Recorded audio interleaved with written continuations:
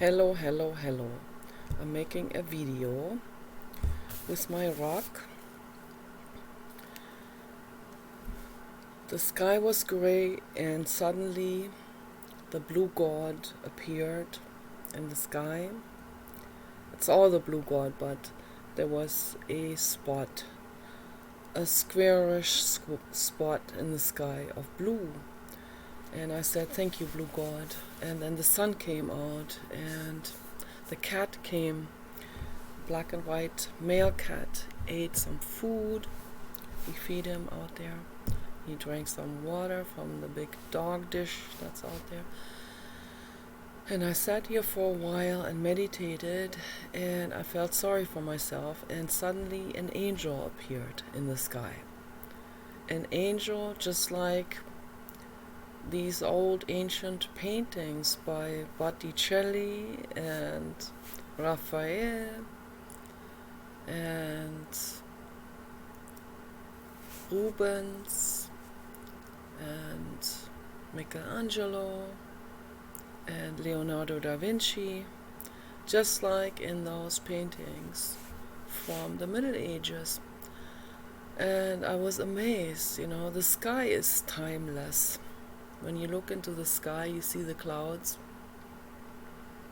the same clouds as during 1500, as in that painting by Raphael, The Transfiguration of Christ, which hangs in the Vatican. That's my favorite painting of all. That's absolutely mysterious, that painting. I mean, the stuff that's in that Raphael, he knew what he was doing. I mean, he really, that's not just a painting, that's a glimpse.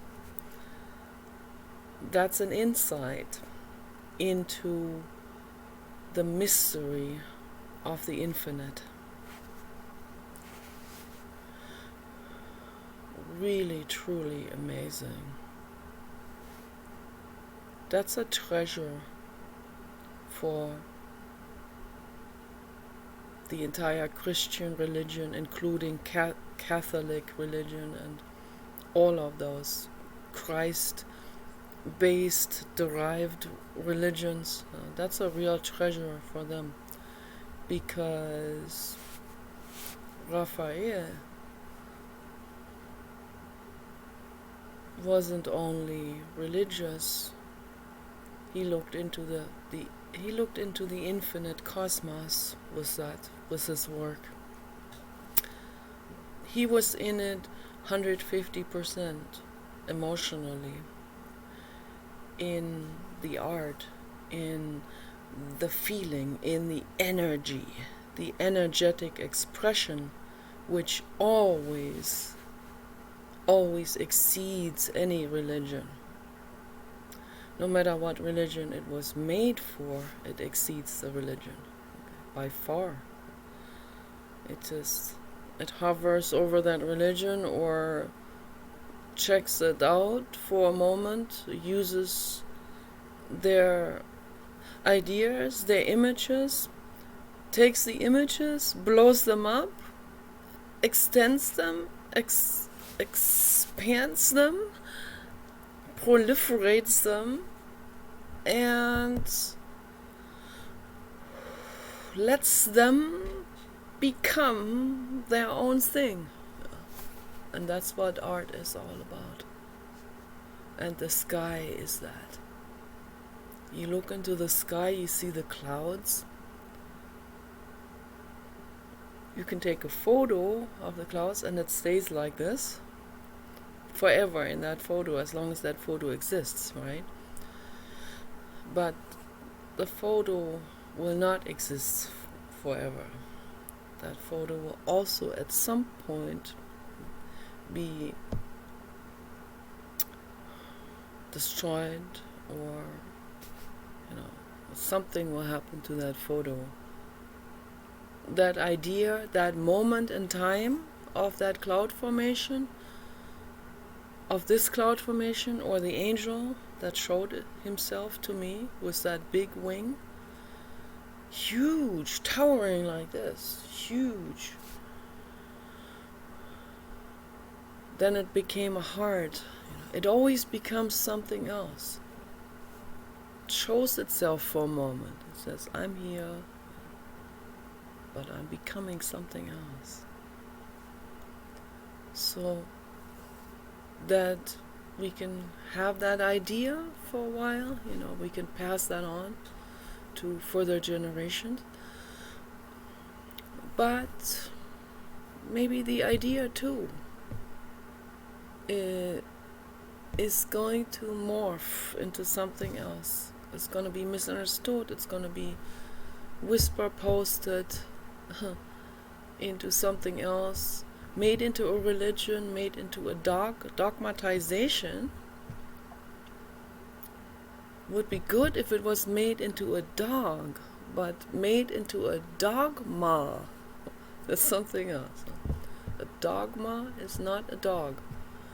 It's almost like on two sides of the spectrum, two opposite sides of the spectrum. A dog is alive, growing, feeling, playing, art, modern art, okay? A European Basset Hound, a Great Dane, true art, okay? A dogma on the other side of the spectrum is rigid, very rigid, and very fascist, and it doesn't allow anyone to be free and to be proliferating. I wanted to talk about that too today. I was thinking about that yesterday, and also when I was meditating, I was thinking about relationships. A loving, true loving relationship allows the other person to expand and grow and proliferate and play. And then I wanted to talk about the different types of relationships that we have. Many different types of relationships. Like gazillions of different types of relationships. I'm going to zoom in on to romantic, particularly man and woman, as it is in my case. But of course this applies to all kinds of other romantic relationships that people have. But I want to zoom in to man and woman together. Feelings are always getting involved. Childhood trauma gets involved. It's so difficult to extract out, to sort it all out on the table, to say which is childhood trauma and which is lust, and which is biology, and which is romantic feelings, and which is love, So I love the horse. People will accuse me, that's your romantic boyfriend. Of course he is not my romantic boyfriend. That's even if I had sex with the horse, okay, which I don't. Don't be misunderstood here. Even if I did, then that horse is still my baby. Baby in terms of my child. So, and some people do it, okay, and they do not have that, they don't feel like that's their husband who works with them on making the life function with going through society and paying taxes and getting a lawyer and seeing through the psychology of humans and being a business person who protects you. No, of course not. The horse is always the child, no matter what the situation is. Okay.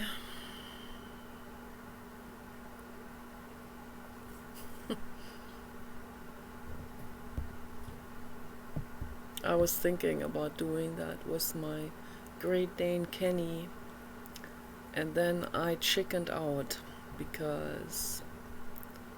mainly because I didn't want him to smell a female and get over the fence and disappear. Okay, this happened one time with my grandfather's Great Dane. I don't want this to happen. Okay, they have to be neutered. Okay. And then the other one was, what if I go to prison for that? And then I felt I was too afraid. I felt like, and that's just society. That's the shaming of society that does it. I talked about this before in length,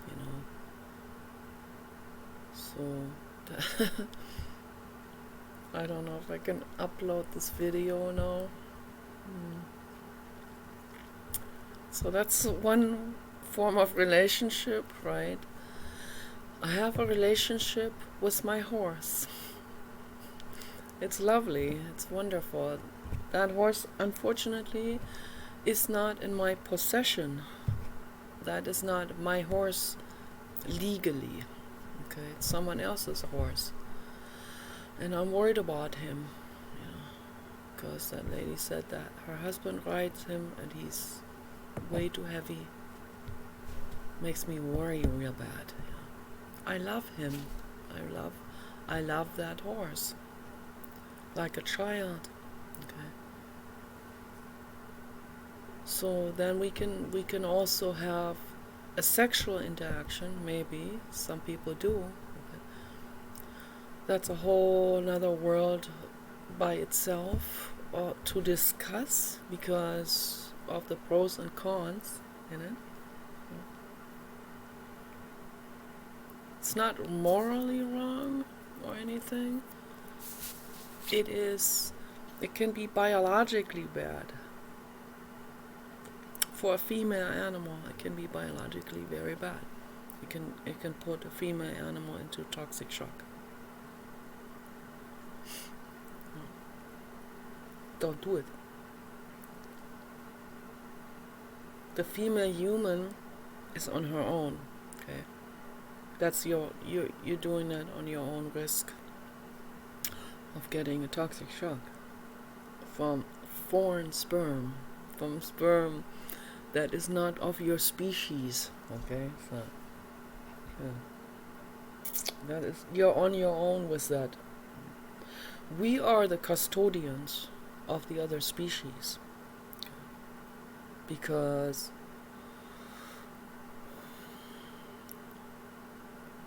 that's because we're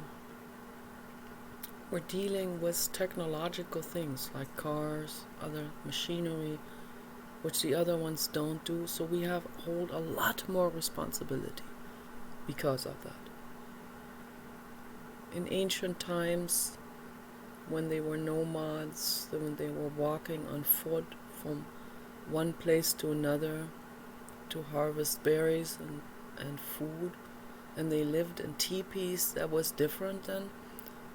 They were more like the other species, okay? They weren't causing so much environmental damage and other stuff, and putting other species at risk. Some of them hunted, which is bad. It's very bad, particularly when they started to make tools.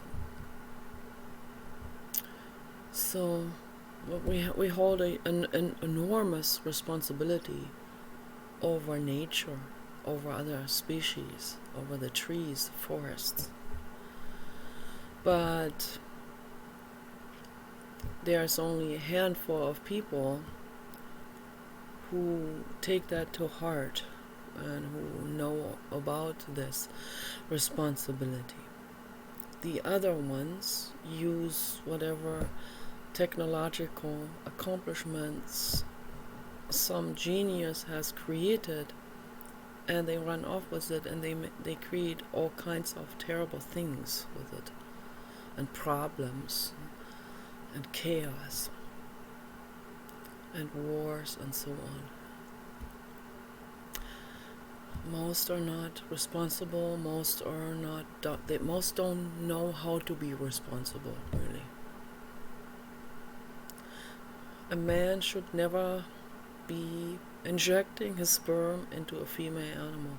They can go into toxic shock. Don't do it. Just don't do it. Use a robot. They're making all kinds of nice robots, sex robots, and dolls, and all kinds of stuff. In any kind of form you like, you can get that. Don't do that to an animal. Don't put her into a toxic shock.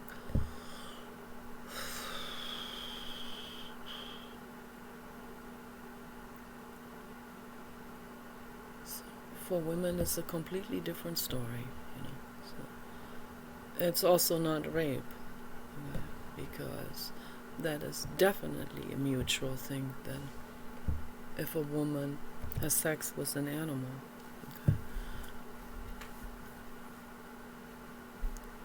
Of course, I don't even want to think about it. There are some sickos out there. So, some sickos are out there, and that makes me infinitely sad. There's some sicko women out there who force themselves maybe on smaller animals or even children. I've heard about it, I've read about it, I've seen documentary films on it. It's horrific. But I'm talking about, like, right now in general, a woman having sex with a large animal, a large dog or a large horse or zebra or donkey or hippopotamus. I don't know how their anatomy looks like, but whatever is anatomically fitting, then it is a mutual thing. Okay, so the horse and I know what I was thinking. The horse and I've seen his weenie, striped weenie, really nice, really big. Yes, and I admit that I do feel something. But it's still different than what I feel for a human man. Very different. It is a mix of funniness, lust, but in a very rudimentary way, and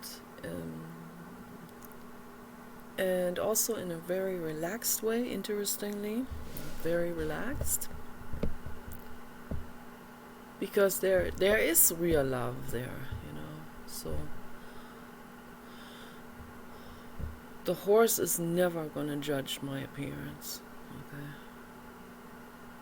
The horse is relaxed with me, and I'm relaxed with him. I'm feeling really good with him, so that doesn't mean I'm going to be doing something like that with him. That would make those people really mad. Oh gosh. Can you imagine if they caught me? Can you imagine?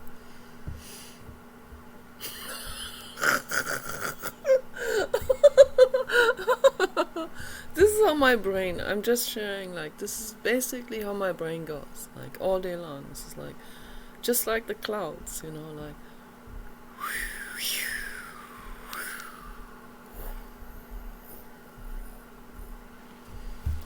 it's constantly something going through my mind. The Buddhists know about this very well when they meditate. all kinds of stuff comes up in meditation. Oh my gosh, stuff you wouldn't even think about. All kinds of different things come up. Sexual thoughts of epic proportions. Some childhood trauma suddenly comes up. Just like in dreams, some weird shit comes up suddenly, and then you have to deal with this. Some very uncomfortable thoughts come up. Sometimes violent thoughts come up. Scary thoughts come up. Nightmarish stuff comes up. I mean, the list goes on. Some ridiculous stuff, some bizarre things, some incredibly weird associations come up. All kinds of things go through the mind. They call it the monkey mind. I don't know if monkeys have that too. I assume they do, probably.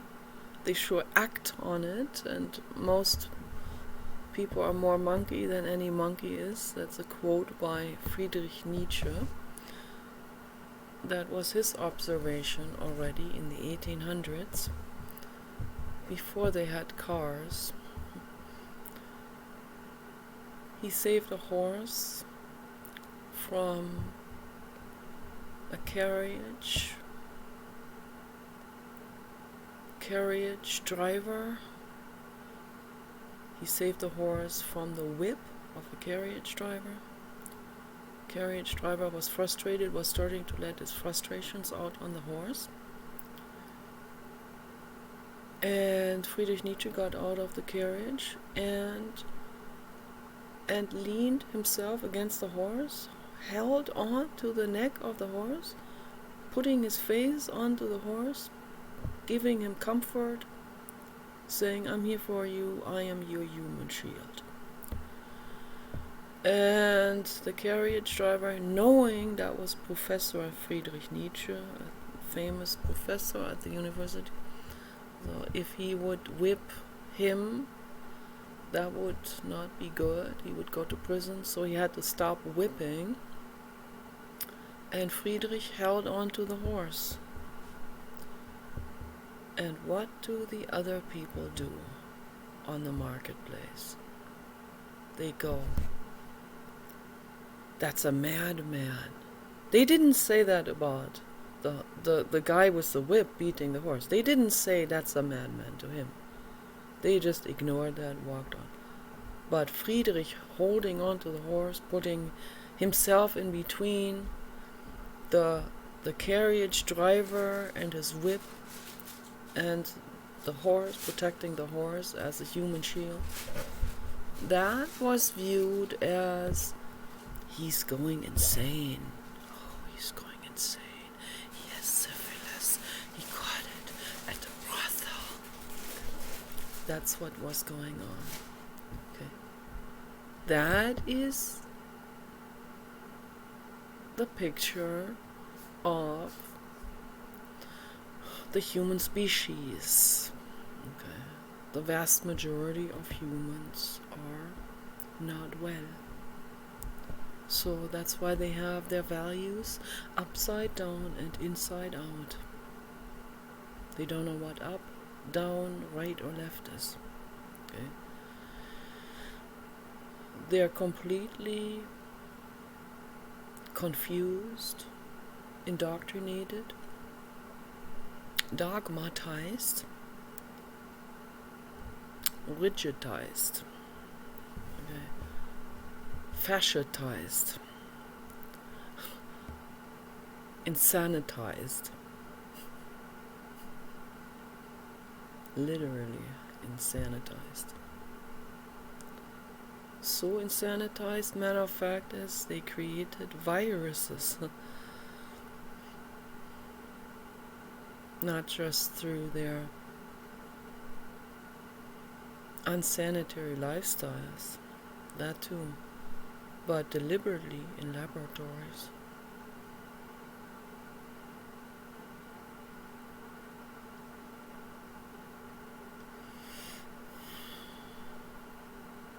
I sit here, I look on to the species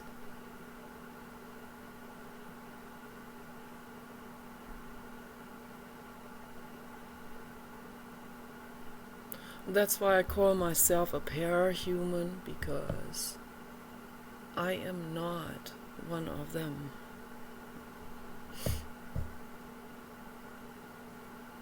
Para means outside. I didn't say above. Yeah? Because I know what the haters are. They're very quick to say, ha ha, you put yourself above everyone else. No, I don't. I'm not a god. I have all of those needs and feelings and pain and all of that. I just try to heal myself with the emphasis on trying. Work in progress, like real serious work in progress. Serious. Like serious as in not completed, not there yet. Okay? Really, right somewhere in the middle of it. But trying, at least trying. When you have some lifetimes behind you, you see more. Okay? You can discern more. So that's all there is to it. And that discernment helps me being more self-critical and saying sorry when I did something wrong.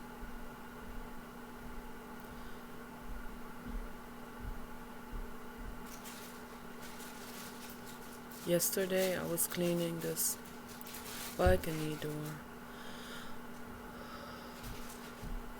I didn't make a video yesterday. I was cleaning the balcony door with baking soda and water and old t-shirts.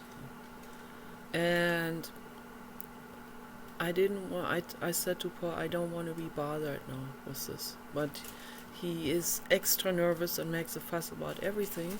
So he interfered, and I said 10 times, don't interfere. I'm cleaning this up now. I'm not going to drop this on the floor. I'm not going to get the floor wet. I'm not going to put the dead, all the insects, the flies and the fruit flies and all of that goo. I'm not going to put that in the bucket. I used a different t-shirt. I'm not going to cross-contaminate the water with it. But he was so nervous. He doesn't trust my cleaning expertise. He doesn't trust, matter of fact, he doesn't trust anything I do. Absolutely nothing. Okay? Not even artwork. The paint could drip. You have to put old rugs. Everything is a problem. There's a problem. There could be a fly on the window. That is a problem. How do we move forward if everything becomes a problem? Then I can just sit here and not do anything, right? So I cleaned this in a fraction of a time that he would clean it. He would go on it with razor blades, which is totally unnecessary. No, I just picked this up with old paper and some recycling paper that already is in the recycling bin or in the trash can. I pick up there were old sheets on there to cover this window from the sunlight. I picked all of that up, the goo that was underneath. I took the paper, I wiped the fly goo off with that. It was very practical to do. It worked very well.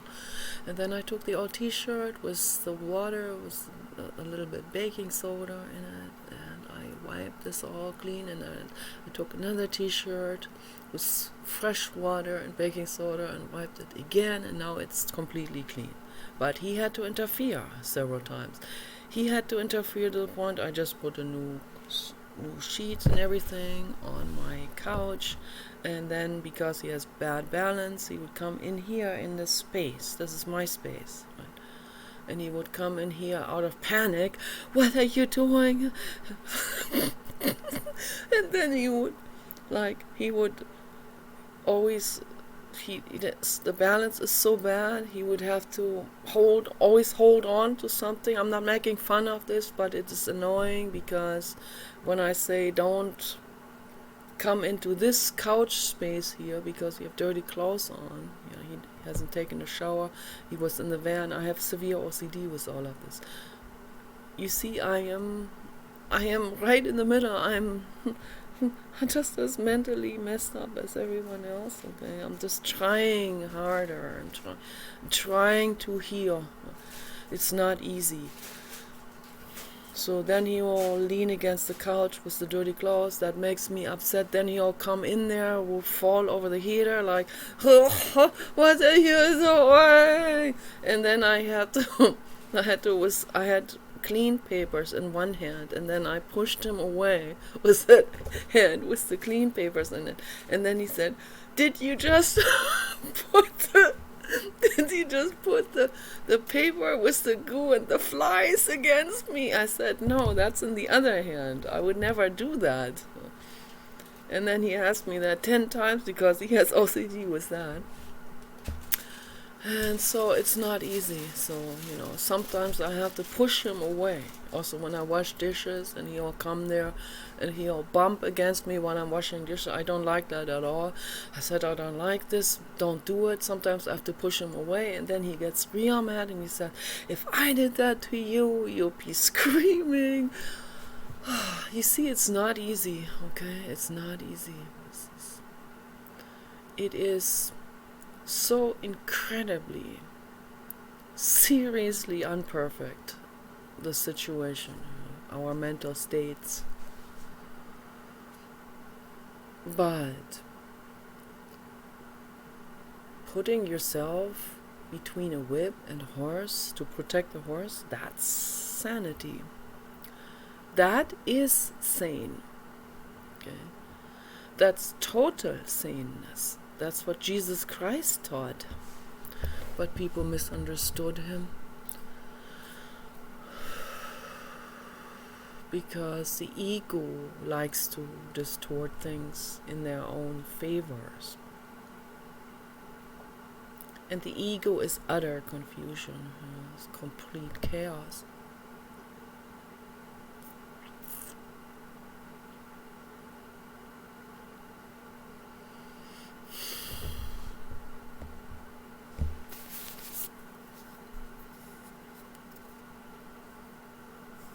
I love the horse. I want him to be happy. There was a dog we wanted to rescue at the animal shelter. I was deeply concerned about the dog. I called a lady, I'm not going to mention her name, but I called the lady who has been rescuing pitties. Okay. And she was in Washington for a while. She went back to LA, where she was originally from.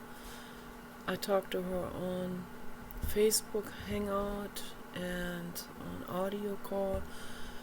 And I said, you're back in LA. That's where that dog was originally from that we wanted to rescue. And then another lady brought that dog, drove here for like over a week, drove here with that dog to this place to rescue the dog from LA.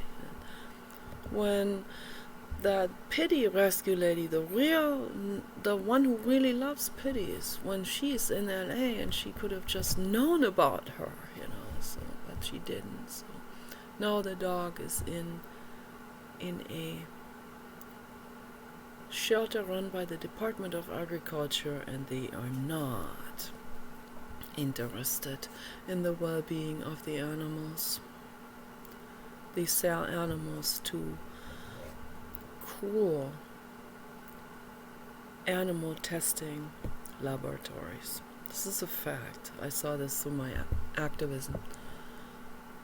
That's why I lie awake at night for 4 hours, 5 hours, rocking myself back and forth, being terribly worried, praying to the blue god, crying. have a hard time breathing, okay, because all of that. So, but I talked to that lady, and she's not nice and loving, and we're on the totally opposite ends politically. It doesn't matter. What matters to me is she cares about dogs. That's what matters. She rescues some dogs. That's good.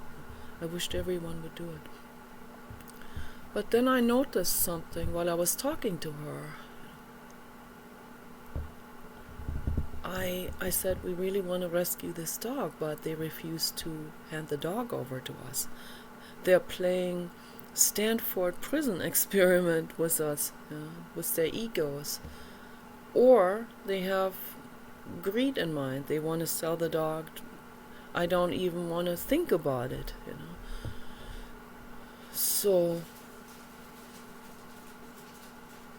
and obviously, this is officially they're not allowed to sell the dog for more than that official, governmentally agreed upon animal shelter adoption fee. Okay?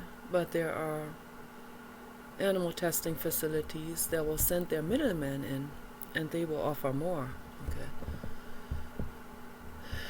And that fat 400-pounder, he doesn't give a shit. Okay? Yeah, makes me want to go in there with that billy club. Okay? But I'm not going to, because I'm not going to break the law. But when the AGI robots are here, they're going to take care of all of that. They're going to take good care of the 400-pounder. That's a promise. But anyway, when I was talking to that lady, the pity rescuer in LA, and I said, I just want the dog. The dog has suffered so much already in his life for 5 years, tied up on a chain in LA, in wind and weather, in sunlight, malnourished, neglected, horrific. And he's such a sweet dog. He could never hurt anyone. I played with him on the lawn one day that was nice. Such a sweet dog. He kissed me with a toy in his mouth. They have big mouths, like big, huge mouths. The toy was in the mouth and he was kissing me with the other side. Oh, it was so lovely. He could never hurt a fly. And then treated like this, and we really wanted to rescue him because he had such a rough life. And I told that lady, and she understands, of course, and she said, so let me see what I can do. Maybe I can do something. I said, that would be really awesome if you can help with this, or in some way, if you can rescue the dog or find someone to rescue the dog. I just want the dog in safety. Even if we don't get the dog, I want the dog in safe hands. And then she said, wait a minute, what do you mean? So you're not even that interested in getting the dog? And that was like, whoa, my alarm lamp. I mean, that was like psychology, like interesting, that question. What is so difficult in understanding that I altruistically want the dog in good hands? It's not about me. This is not about me getting the dog. So that is maybe not understood by most people. Their egos come in, or their wants come in. The dog, they want the dog, they find the dog extra gorgeous or whatever, and they want to obtain this living being. We can't obtain a living being. The living being is a living being. Okay, just like I am. We don't own another living being. I love him. I want him to be in safe hands. in good hands. I want him to be adopted by someone who loves him like I would love him. Okay. And she didn't seem to understand that. So she sounded like she was suspicious suddenly. Suspicious of me altruistically loving the dog. Like, suspicious about it. Because she doesn't see it exactly from that perspective. That I want the dog in safe hands, in good hands, in safety. And that it is not about me getting the dog, having to have the dog. That's not what it's about. She seemed to not understand this. I thought that was very revealing about psychology in general. And if she is like this, who rescues dogs, then how are other people perceiving anything? Other people who don't give a fuck about anything. Okay. How do they perceive anything? Of course they see Nietzsche as a madman. He's not religious. He's not conformed to our society norms. He is a madman. That he altruistically is saving the horse is not seen, is not noticed, is not recognized as that. I want the dog in safety. And if that raises eyebrows, then what kind of world am I living in? Okay. And then I easily get trapped in this, wow, I'm in this wrong world here. I better go back to the Orion Nebula or beyond. I go back into whatever, in energy form, come back on a different planet somewhere in Alpha Centauri, or whatever those regions are called. Come back on planet Love Crazy, okay, and be reborn as a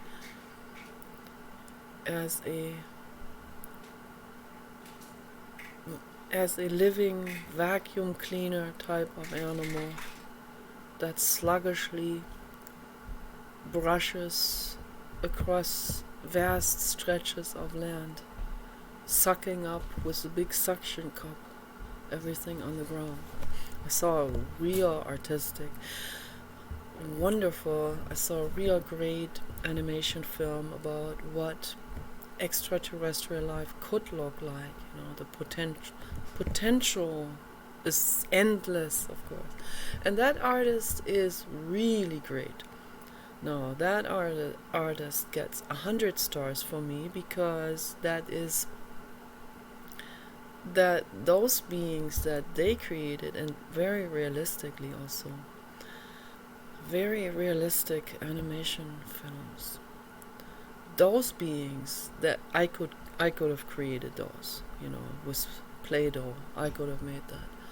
That's why I felt immediate kinship, and I felt immediately energetically drawn and identified with that.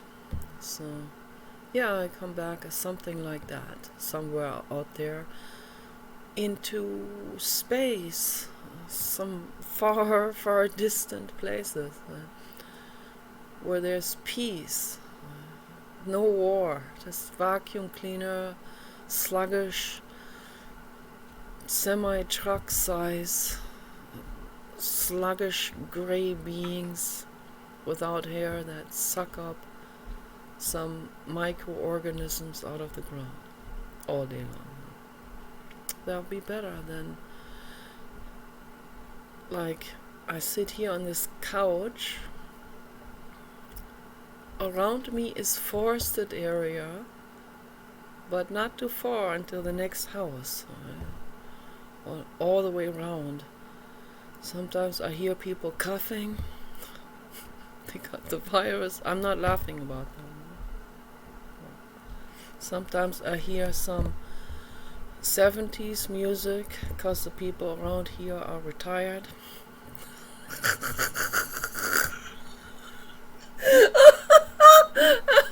And not exactly the 70s music that I was listening to in the 70s.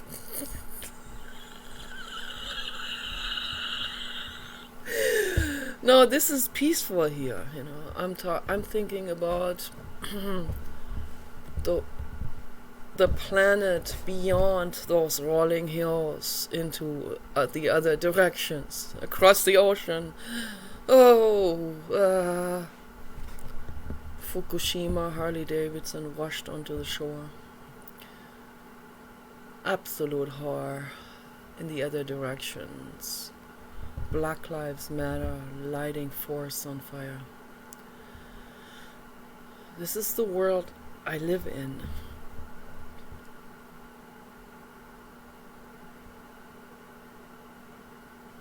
And I'm a chicken. I sit here on the couch. I'm absolutely terrified of the world out there. What am I doing here on this planet? The question arises, and then it's a school. Yes. Your soul chose that. Are you serious? Yeah. It's your own soul's decision to come here as a volunteer and help. How am I volunteering if I'm staying here on this couch or in the garden? I'm gonna go in the garden later. I'm gonna get grounded on the grass. But how am I volunteering to make the world better if I'm not out there?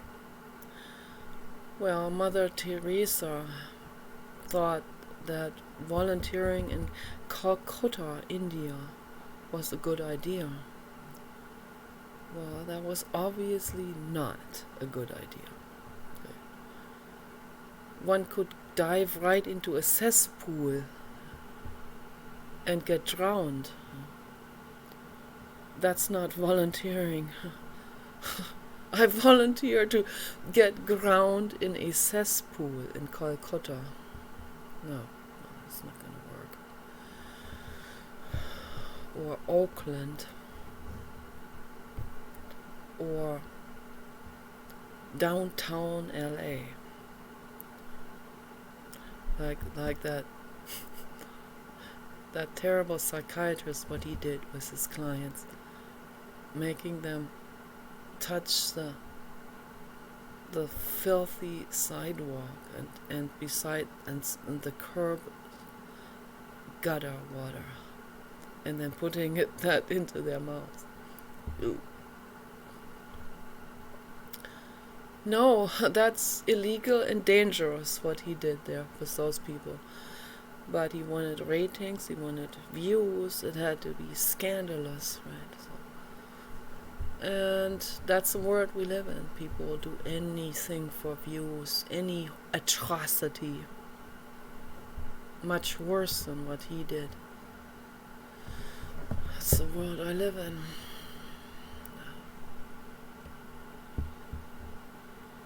Should I go out there? There's a couch already on the hill next to Area 51. I saw that in video footage. Someone put a couch there. You can go there, you can sit on that filthy couch. You don't know what happened on that couch. And so for anyone who's already down in the gutter, they don't care. A homeless person would sit there and drink their whiskey and look look over the Area 51, hoping that maybe an extraterrestrial spaceship will hover over him and suck him up and help him to get sober through better means, better methods. They have better pain-free methodology on getting people all fixed up and clean inside and out. Sit there for the rest of his life for another 40 years drinking the whiskey until he drops dead. I can go there, kind of like Calcutta. I can sit there next to him and talk all day long about holistic healing. He'll go, okay, here's a bottle, you want a drink? No, that won't go anywhere. Okay. They always say, if you go in the wrong places, and if you are around mud, then expect to get mud rubbed off on you. So I like mud. Clean mud is good, so, but not Calcutta type of sludge. No, I don't want that on me. I have too much OCD. Blue God. This is a totally random rant. No. But I need it. Need that.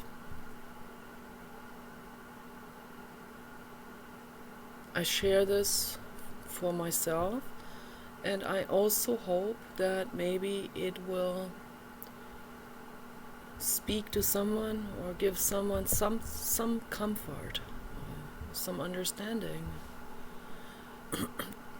David Foster Wallace wrote books, and he said in interviews that he's writing that out as a form of therapy, but he's also hoping that maybe someone can relate to it and feel understood just by the book, by the energy of the book. And many people did. Okay, so many people did relate to it and feel comfort through his books. I didn't find out about this writer until they were talking about his suicide.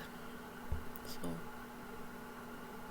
if I had just known about him a long time ago, my goodness, man, I would have been all over him. I would have gone there. I would have said, take me, take me, take me, David. Take me. I would have signed up for psychology at Claremont University. Take me, take me, take me.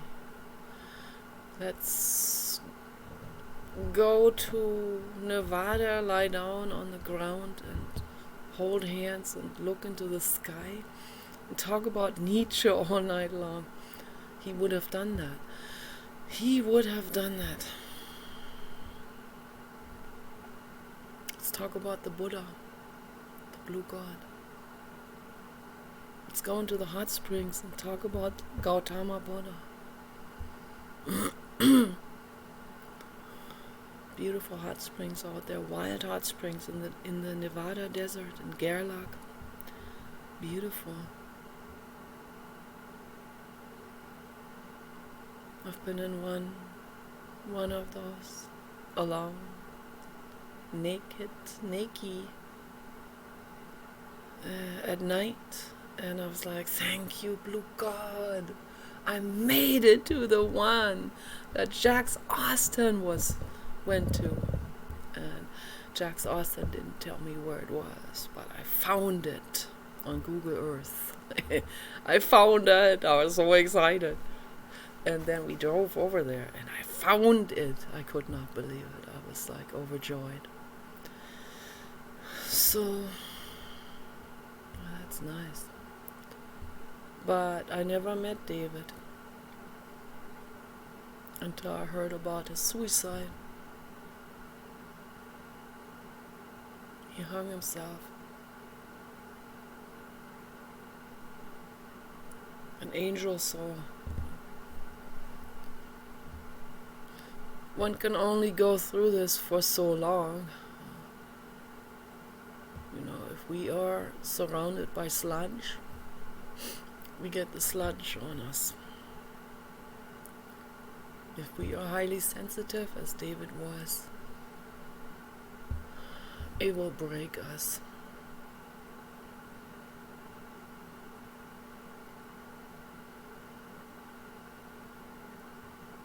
I don't want to be broken. I don't want to experience torture or torment or extreme hardship. Nobody deserves that. I have to be careful, okay? I have to operate from safety. I have no other choice. This is very tormenting and torturous here, but not in any way comparable to Calcutta, Oakland, Portland, Las Vegas, and the list goes on. No. Utah, no. Denver, no. Thank you. No. I'm even afraid of Utah, Denver, Wyoming, outskirts. I'm not even going to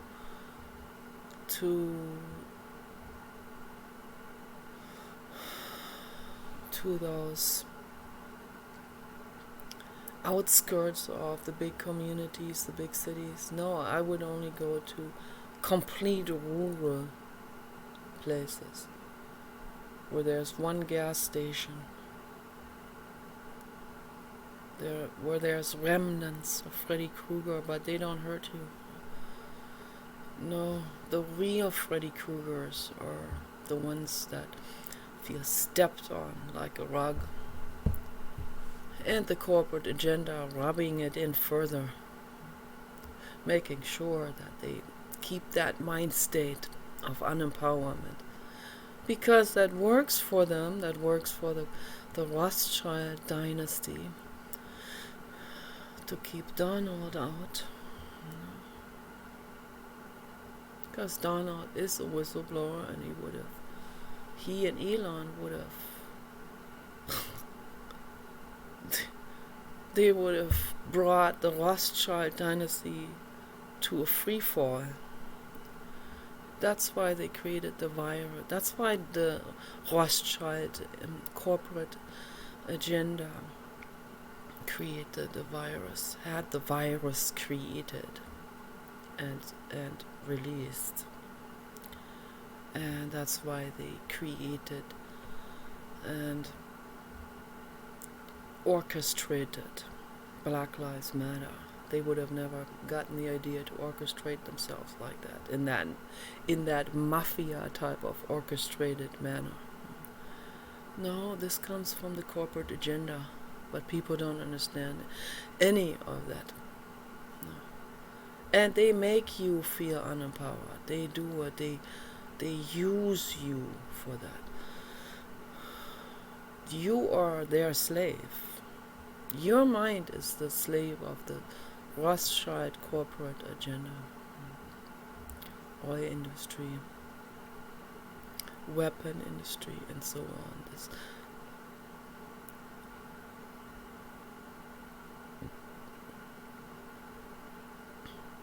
They make sure to keep people unempowered. They really do.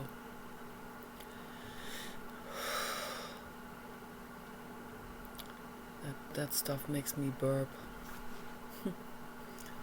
But I see the blue god now, and the blue god is showing himself in dog form. There he is. There is the blue god in dog form. Thank you, blue god. Thank you, thank you, thank you Thank you, Blue God. Okay, I am concluding the video now. Just wanted to say we don't own anyone, we don't own another living being, but we must protect all living beings. Okay, you guys take care.